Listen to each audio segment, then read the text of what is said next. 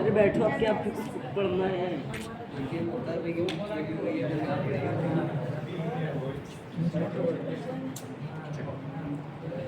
لا حول ولا قوة إلا بالله العلي العظيم. أعوذ بالله من الشيطان الرجيم. بسم الله الرحمن الرحيم. الحمد لله رب العالمين. الصلاة والسلام على أشرف الأنبياء والمرسلين سيدنا ونبينا وشفيعنا بالقاسم المصطفى محمد. اللهم صل على محمد وآل محمد وآل الطيبين الطاهرين المعصومين المظلومين وعلى آلائهم أجمعين من يومنا هذا إلى قيام يوم الدين. أما بعد فقد قال رسول الله صلى الله عليه وآله وسلم: الحسن والحسين إمامان قام وقاد صلوات.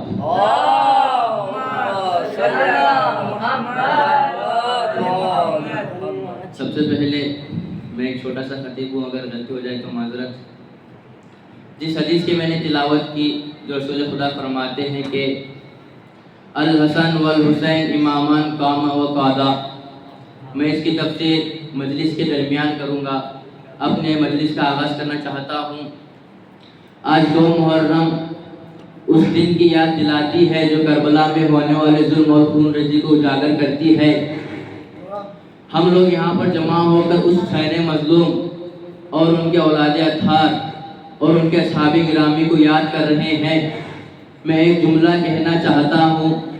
وہ لوگ جو لوٹنے آئے تھے، وہ لوگ جو مارنے آئے تھے، وہ لوگ جو ظلم کرنے آئے تھے، ان کا نام نہیں لے سکتا اس ممبر سے، لیکن ہم لوگ یہاں پر جمع ہو کر اس حسین مظلوم اور ان کے اصحاب گرامی کو یاد کر کر یہ بتا دے رہے ہیں کہ حسین بھی زندہ ہے، حسین کے ساتھ ہی بھی زندہ ہے.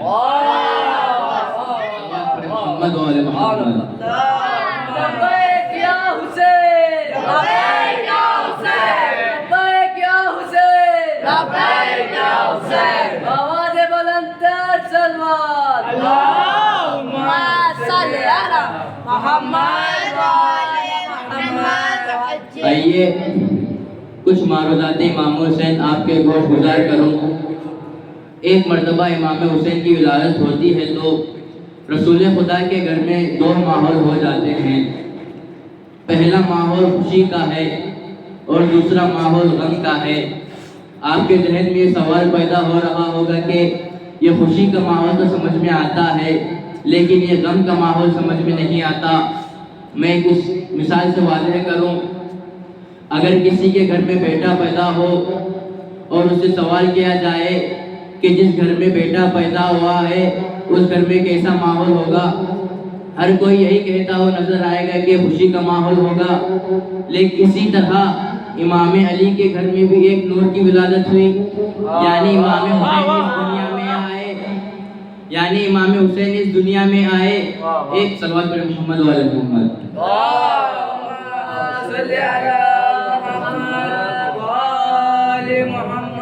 رسول خدا کے خوش ہونے کی وجہ یہ تھی کہ امام حسین اس دنیا میں آئے، لیکن غم کی وجہ یہ تھی کہ جناب جبرائیل رسول خدا کے پاس آتے ہیں اور کہتے کربلا کا واقعہ سناتے ہیں تو رسول خدا گریہ کرنے لگ جاتے ہیں. شہزادی دیکھتی ہے اور رسول خدا سے فرماتی ہے کہ یا رسول اللہ آپ کیوں گریہ کر رہے ہو؟ تو رسول اسلام گریہ کرتے کرتے بیوی شہزادی کو کربلا کا واقعہ سناتے ہیں تو بیوی شہزادی بھی رونے لگتی ہے. اس کا نتیجہ یہ ہے کہ امام حسین کے شہید ہونے سے پہلے امام حسن، امام حسین، مولائے کائنات رسول خدا جناب فاطمہ نے گریہ کیا. اب کوئی ہم سے یہ نہ کہے کہ تم حسین پہ گریہ کیوں کرتے ہو. حسین پر گریہ کرنا سنت رسول ہے. اگر ہم نے سنت رسول پر عمل نہیں کیا تو ہم لوگ کیسے مسلمان ہو سکتے ہیں؟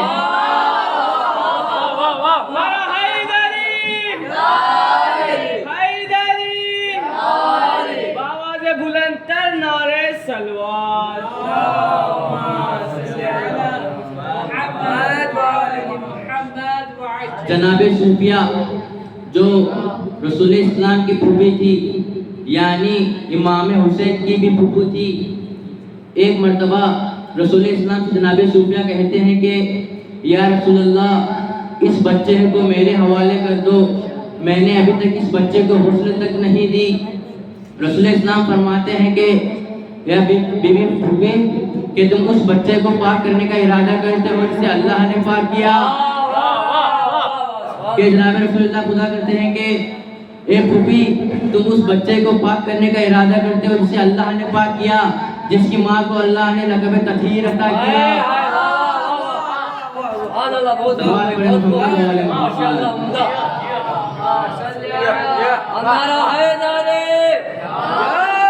بلندری نواز نعرہ حیداری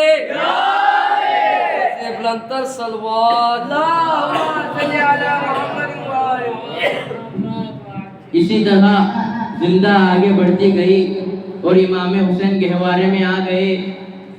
فرشتے جو ادھر جو آسمان سے زمین کی طرف آ رہے تھے تو ایک فرشتہ فطرت سوامی آسمان پر پچھتاتا ہوا بیٹھا تھا۔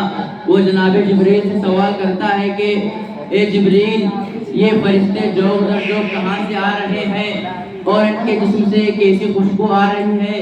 تو جناب جبریل کہتے ہیں یہ رسول خدا کے گھر سے آ رہی ہیں، ان کی جو جسم کی خوشبو ہے یہ امام حسین کی گہوارے سے مس ہونے کے بعد سے آ رہی ہے۔ تو جناب جبرائیل فطرت سوامی کو رسول اسلام کے گھر لے کے جاتے ہیں، یا یوں کہوں امام حسین کے پناہ میں لے کے جاتے ہیں۔ امام حسین کے پناہ میں لے کے جاتے ہیں، جیسے ہی امام حسن کے گہوارے سے فطرت سوامی مس ہوتا ہے تو اس کے بال اور پنکھ آ جاتے ہیں۔ میں ایک جملہ کہنا چاہتا ہوں، جس فرشتے کے امام حسین کے گہوارے سے مس ہو کر جس کے بال اور پنکھ کہا جائے، کیا ہم مومنوں کے امام حسین کے تابوت سے مس ہو کر کیا ہم کو شفا نہیں مل پائے گی؟ لبیک یا حسین، لبیک یا حسین، لبیک یا حسین، لبیک یا حسین۔ آواز بلند صلوات اللہم صلی علی محمد۔ پھر میں اپنے موضوع کی طرف آنا چاہتا ہوں۔ اب جو میں بات کہنا چاہتا ہوں وہ کوئی عام بات نہیں ہے، ہو سکتا ہے آپ کشمکش میں پڑ جاؤ، اس لیے یہاں پر بات کہنا ضروری ہے، اس لیے میں پڑھنا چاہتا ہوں۔ آپ کے ذہن میں سوال پیدا ہو رہا ہوگا کہ امام حسن نے صلح کیوں کی اور امام حسن نے جنگ کیوں کی؟ تو میں اس کا جواب اپنے علم کے مطابق دینا چاہتا ہوں کہ رسول اسلام فرماتے ہیں الحسن والحسین امامان قام وقعدا، جس حدیث کی میں نے خطبے میں تلاوت کی تھی، جو رسول اسلام کہتے ہیں کہ امام حسن امام حسین امام ہیں، چاہے وہ کھڑے رہیں یا بیٹھ جائیں۔ یہاں پر جسم کے کھڑنے اور بیٹھنے سے مراد نہیں ہے، بلکہ کھڑنے سے مراد جنگ کرنا ہے اور بیٹھنے سے مراد صلح کرنا ہے۔